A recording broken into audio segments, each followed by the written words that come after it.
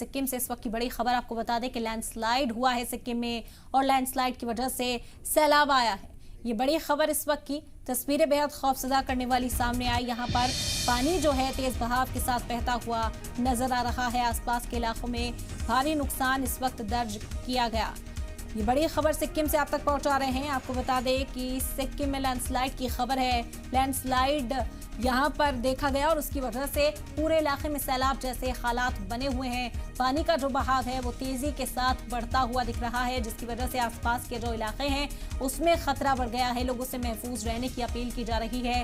कहा गया कि पानी से दूर रहें, लेकिन अब रिहाइश गाहों तक पानी पहुंचना यकीनी है। ऐसे में इंतजामिया का अहम किरदार यहाँ पर हो जाता है कि लोगों को महफूज रखा जाए।